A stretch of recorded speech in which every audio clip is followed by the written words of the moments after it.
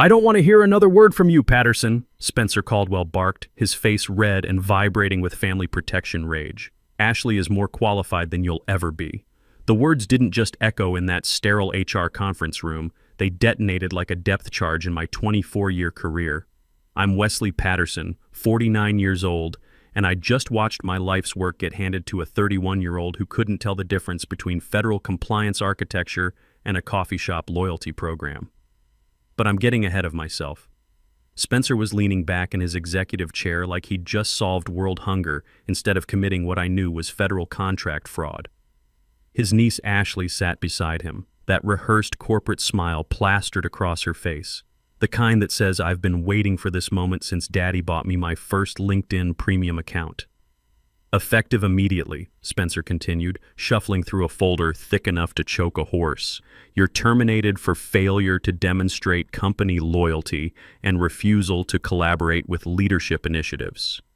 Leadership initiatives. That's what they were calling theft now. See, I'd been building federal compliance systems for 24 years. Started right out of the Navy, where I learned that when you're dealing with classified protocols and government contracts, documentation isn't just important, it's everything. Every line of code, every system architecture, every process flow gets logged, time-stamped, and tracked like nuclear material. I joined the Navy straight out of high school at 17, served 8 years learning systems engineering and federal protocols. After discharge at 25, I transitioned into federal contracting, where I'd spent the last 24 years building my expertise. The math was simple. Military discipline plus federal experience equals the kind of systematic thinking that keeps government contractors out of trouble. Which is exactly what I'd done with the adaptive federal multi-tier compliance architecture. Catchy name, right? I'd spent 4 years developing this system from scratch, working nights and weekends to perfect every component. It was designed to help government contractors navigate the maze of federal regulations without triggering audit flags or compliance violations. The kind of system that could save companies millions in fines and keep their security clearances intact. But Ashley had been sniffing around my work for months, always showing up to my brainstorming sessions, asking oddly specific questions, offering to help document my processes. I should have seen it coming when she started attending every meeting with her phone positioned just right to catch the whiteboards. Ashley Caldwell was Preston Caldwell's daughter, the CEO's kid who got her MBA from Daddy's alma mater and thought 2 years of experience qualified her to run federal strategy. Spencer, her uncle, and our 15-year HR veteran had been grooming her for a leadership role since she walked through the door. Family business, family rules. The breaking point came 3 weeks ago. I was working late, running diagnostics on the compliance framework, when I caught her in my secure workspace. Not just browsing, actively copying encrypted files from my development server, files that required level 3 security clearance to access. "What are you doing in here, Ashley?" I asked, keeping my voice calm but firm. She spun around, USB drive still plugged into my workstation. "Oh, Uncle Spencer asked me to familiarize myself with all departmental projects. You know, cross-training initiative." "Cross-training, right. Like teaching someone to fly by handing them the keys to an F-18. I documented everything that night. Screenshots of the file access logs, timestamps showing unauthorized entry, server records proving she'd copied classified development materials. 24 years of military and federal training had taught me one thing. When someone violates security protocols, you don't confront them, you document them. Then I made what Spencer would later call my disloyal mistake. I filed a formal complaint through proper channels, reporting unauthorized access to classified development materials by an employee without proper clearance. That's when the family circled the wagons. Spencer called me into his office the next morning. "Wesley, I'm concerned about this complaint you filed against Ashley. She's transitioning into a leadership role and she needs access to understand our systems. She doesn't have level 3 clearance for those files," I replied. "Federal contractors can lose their certifications for unauthorized access to classified materials." His expression hardened. "Your refusal to support Ashley's transition shows a concerning lack of team spirit. We need team players, not territorial employees who can't adapt to organizational growth." Territorial. I'd been protecting federal compliance protocols that took me 4 years to perfect, and they called it territorial. Over the next 2 weeks, the pressure campaign intensified. Spencer sent emails about collaboration expectations and supporting family leadership initiatives. Ashley started attending more of my meetings, always with that phone ready to capture whatever I put on the whiteboard. The final straw came when I discovered she'd forwarded copies of my encrypted compliance algorithms to her personal Gmail account. Not just company policy violations, federal crimes involving classified contractor materials. I documented that too. Email headers, forwarding trails, timestamps proving she'd sent classified federal compliance data to unsecured external accounts. In the government contracting world, that wasn't just corporate misconduct. It was the kind of security breach that triggers federal investigations. But here's the thing Spencer didn't know, couldn't know, because he was too busy playing family politics to pay attention to actual business operations. 6 weeks before this circus performance in his conference room, I'd quietly filed a patent application with the USPTO, patent number 11,239-147, Systems and Methods for Adaptive Federal Multi-Tier Compliance Architecture. I didn't tell anyone because I'd learned something in the Navy. When you're dealing with people who think rules don't apply to them, you don't telegraph your moves. You document everything, prepare your evidence, and wait for them to hang themselves with their own rope. 24 years of federal service had taught me that family connections don't trump federal law. Spencer was about to learn that lesson the hard way. Spencer handed me a termination packet with the satisfied expression of a man who thought he'd just solved a problem instead of creating a federal case. Security will escort you out. Your access cards have been deactivated. I stood up, adjusted my jacket, and walked out without saying a word. Not because I was defeated, because I was already 6 moves ahead. 24 years of federal service had taught me that the person with the best documentation wins. And I had documentation that would make Spencer's family connections look like toilet paper in a hurricane. That night, I sat in my den with a beer and my laptop, pulling together 4 years of meticulous records. Every email thread, every development log, every clearance verification. I had copies of everything because that's what 24 years in federal contracting teaches you. Redundancy isn't paranoia, it's survival. I opened my secure cloud account and started building what would become Spencer's nightmare. First, the patent confirmation from the USPTO. Filed, reviewed, approved, stamped with the kind of federal authority that doesn't care about family politics. Under inventor, it read Wesley J. Patterson in bold, uncompromising text. Filing date, 6 weeks before my termination. Patent classification, federal systems architecture with government contractor applications. The timeline was perfect. I'd filed the patent application during lunch break on a Tuesday, using my personal laptop and my own money for the filing fees.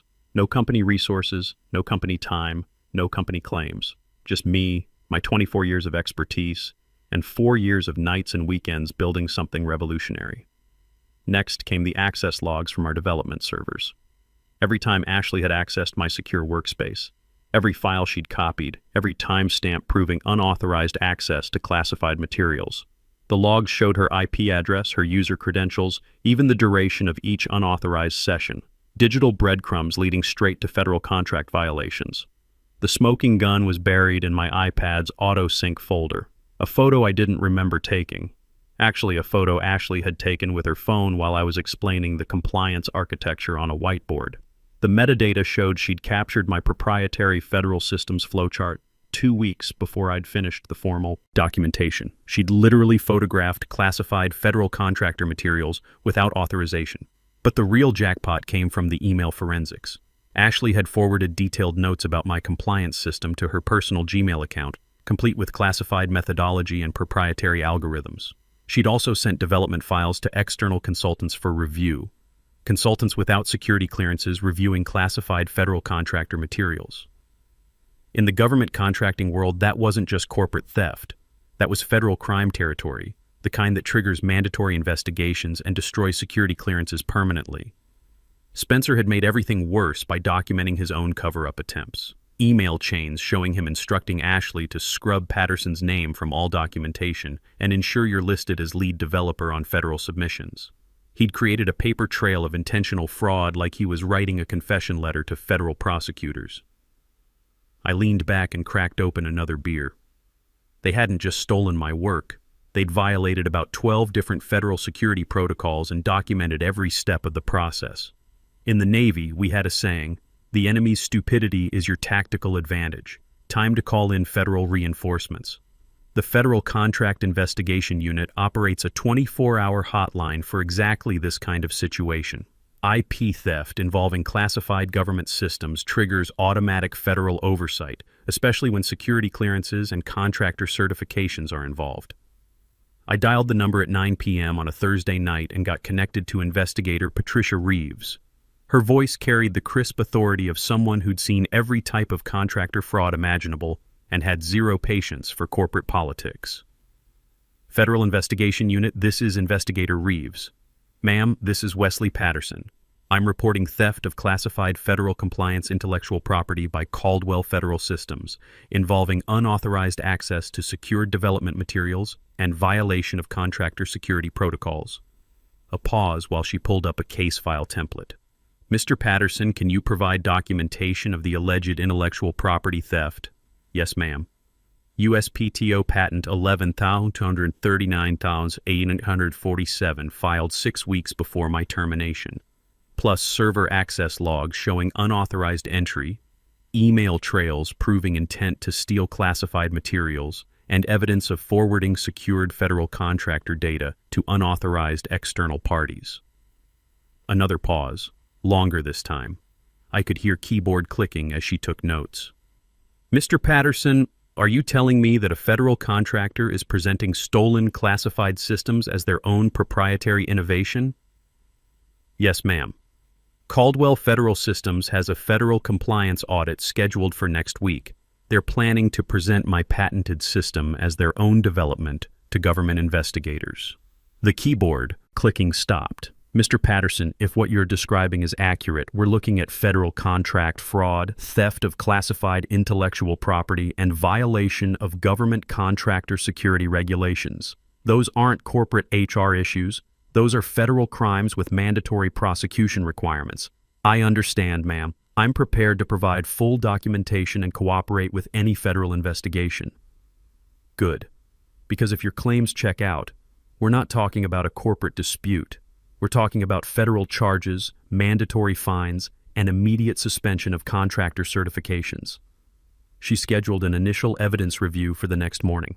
Federal agencies don't mess around when security clearances and classified materials are involved. While corporate HR departments might take weeks to investigate employee complaints, federal investigators work in hours when national security protocols are breached.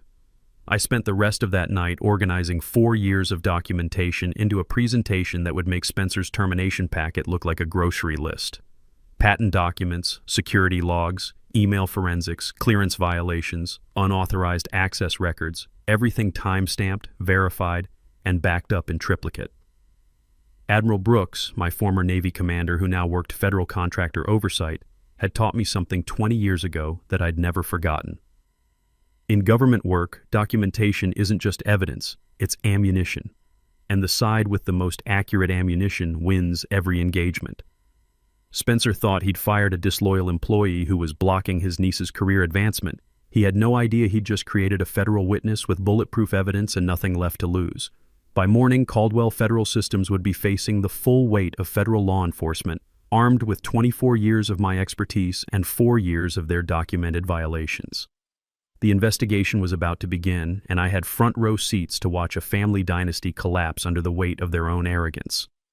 The federal investigation moved faster than I expected.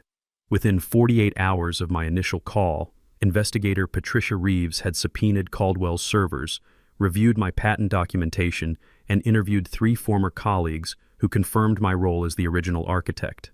Federal agencies don't operate on corporate timelines when classified materials are involved.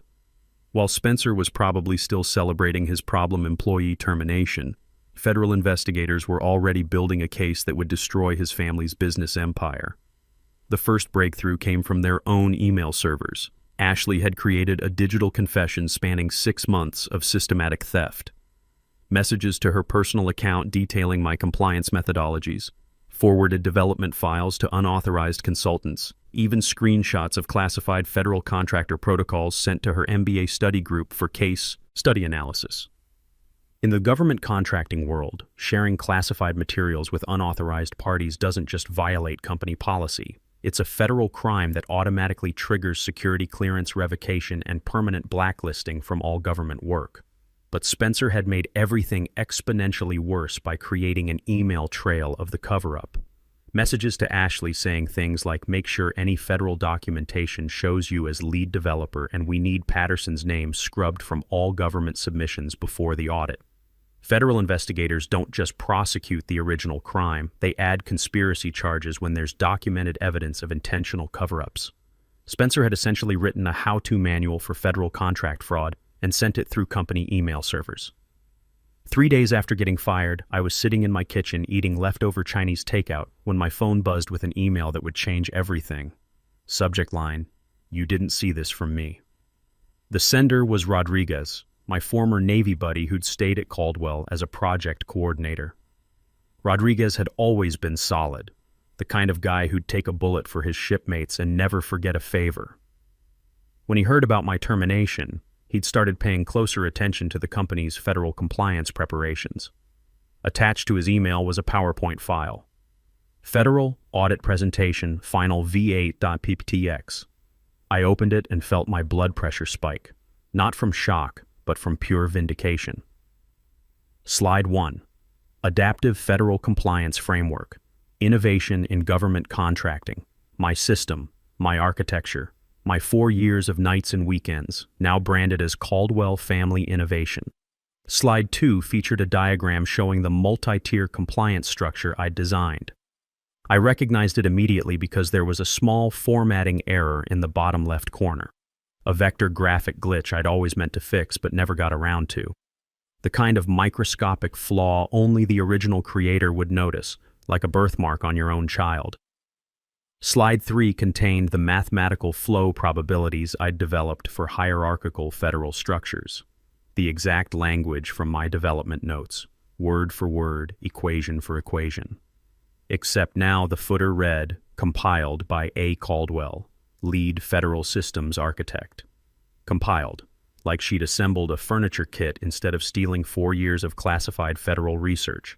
Every slide was mine, not inspired by my work, not a variation of my concepts, it was my work, digitally scrubbed of my identity and rebranded as Ashley Caldwell's revolutionary innovation. She'd even listed herself as principal inventor and federal compliance visionary. I minimized the presentation and opened my patent confirmation email. Status approved. Date, 6 weeks before termination. Inventor, Wesley J. Patterson. Patent classification, Federal Systems Architecture with Government. Contractor applications. Time to contact the federal team with smoking gun evidence. I called Investigator Reeves directly. "Ma'am, I have the presentation they're planning to show federal auditors next week. It's my patented system, word for word, with their names substituted for mine.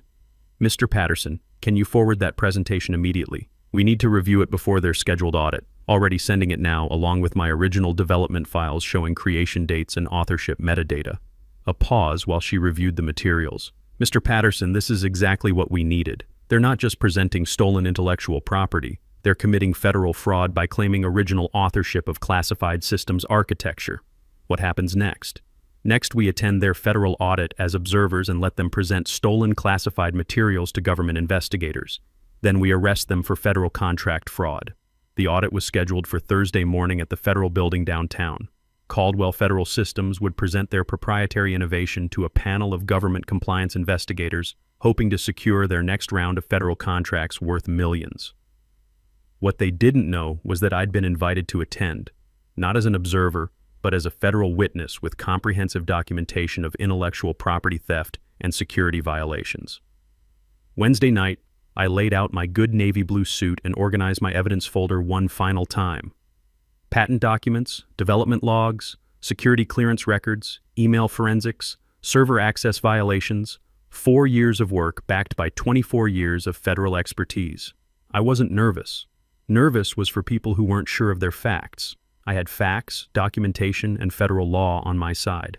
Spencer and Ashley had family connections and stolen PowerPoint slides. In federal court, documentation beats connections every time. The federal investigation had uncovered something bigger than simple intellectual property theft.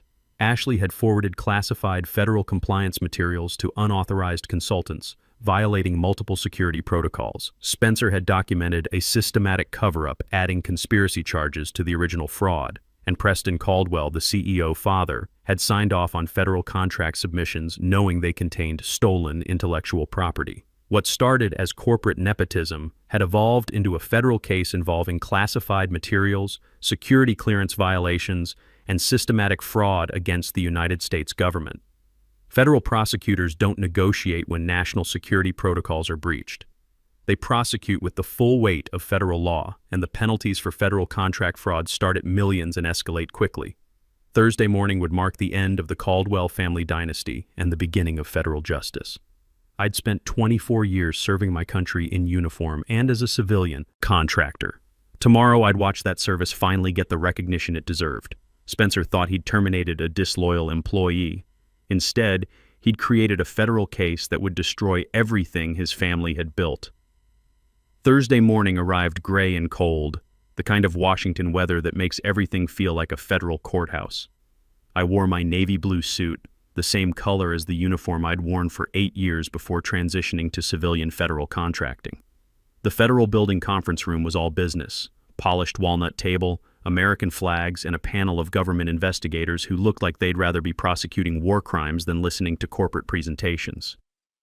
Ashley sat at the presentation table with her laptop and that confident MBA smile, probably thinking this was just another corporate performance review. Spencer was beside her, checking his Apple Watch like he had somewhere more important to be than a federal compliance audit. Neither of them noticed me in the back row, sitting quietly with investigator Patricia Reeves and 2 federal prosecutors.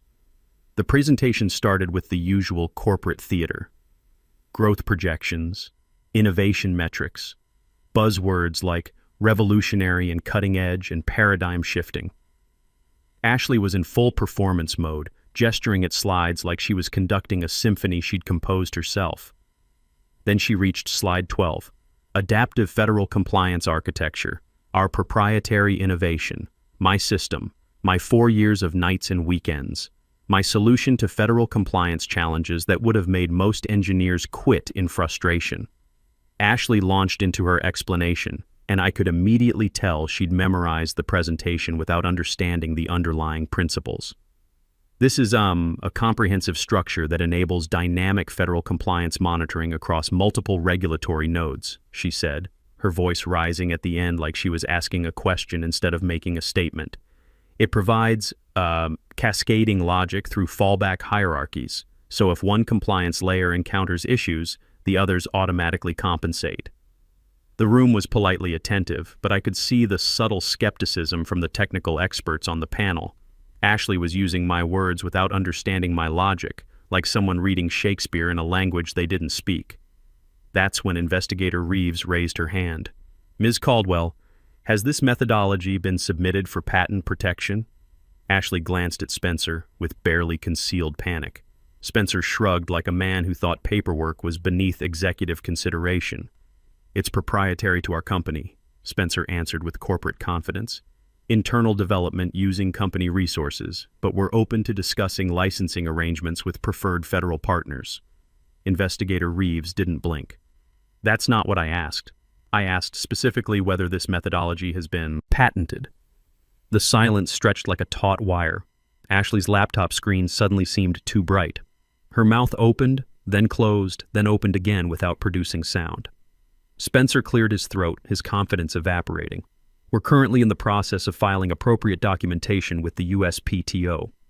Because, Investigator Reeves continued, opening a thick folder on the table, the methodology you just presented matches exactly with USPTO Patent 11,239,847, filed by Wesley Patterson 6 weeks before his termination from your company. The temperature in the room dropped 20 degrees. Ashley's confident smile flickered like a dying light bulb. Investigator Reeves looked directly at me. Mr. Patterson, would you like to respond to this presentation? I stood up slowly, deliberately, with the quiet authority that comes from 24 years of federal service and 4 years of stolen work finally getting justice. I walked down the aisle and handed Investigator Reeves a black envelope containing my complete documentation package. Patent certificates, USPTO approval letters, development logs, security clearance records, server access violations, and email evidence of systematic theft. The patent is mine, I said simply. Filed 6 weeks before my termination. Every methodology they just presented was developed by me over 4 years using my security clearance and my expertise. They stole classified federal compliance architecture and are presenting it as their own innovation. Investigator Reeves opened the envelope and reviewed the contents methodically. Patent confirmation showing sole authorship, documented timeline of development, evidence of unauthorized access, email trails proving intent to steal classified materials. She closed the folder and looked directly at Spencer. "Mr. Caldwell, your company has just presented stolen classified intellectual property to federal investigators as your own proprietary innovation.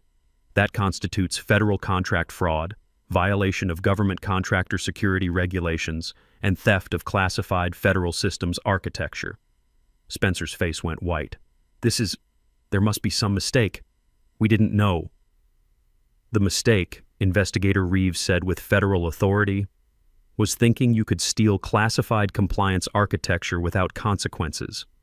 Mr. Patterson's documentation is comprehensive and legally irrefutable."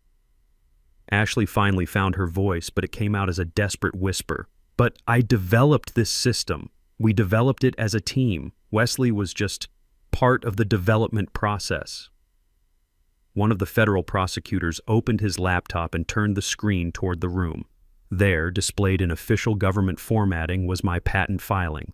Patent 11,239,847, Systems and Methods for Adaptive Federal Multi-Tier Compliance Architecture. Inventor, Wesley J. Patterson. Status, approved by the United States Patent and Trademark Office. Furthermore, the prosecutor continued, "Our investigation has revealed that Ms. Caldwell accessed classified development materials without proper authorization, forwarded proprietary government contractor information to unauthorized external consultants, and participated in a documented conspiracy to conceal the theft of federal intellectual property." Spencer was gripping the table like it might provide some escape from federal prosecution. "What does this mean for our company?" "It means," the prosecutor said with the finality of federal law, "that Caldwell Federal Systems is facing immediate federal charges for contract fraud, a mandatory fine of $18.6 million for systematic violations of government contractor regulations, immediate suspension of all federal contracts pending criminal investigation, and potential individual criminal charges for theft of classified systems architecture." The number hit the room like a nuclear detonation. $18.6 million. Not a corporate slap on the wrist. A company-destroying penalty that would make headlines and end careers permanently. Ashley stared at her laptop like it might provide time travel back to before she'd stolen classified federal materials. Spencer looked like a man watching his family legacy dissolve in real time. I didn't gloat, didn't smile, just stood there as 24 years of federal service and 4 years of stolen innovation finally received the justice they deserved. 6 months later, the resolution exceeded every expectation. Caldwell Federal Systems paid the full $18.6 million federal fine and lost their government contracting license permanently. Spencer was terminated by his own board of directors. Ashley faced federal criminal charges and was permanently blacklisted from all government contracting work. My patent stood as definitive proof of original authorship, validated by federal investigation and court proceedings. The government not only vindicated my claims, but offered me an exclusive consulting contract to help other agencies identify and prevent similar contractor fraud. I founded Patterson Federal Compliance Consulting, building a business around the very system they'd tried to steal. The irony was perfect. Their theft had created the foundation for my independent success. Every morning I wake up knowing I protected federal compliance systems from people who thought family connections trumped federal law. Spencer learned that $18.6 million lesson the hard way. 24 years of documentation and proper procedures beat corporate nepotism every time. Sometimes the system works exactly like it's supposed to.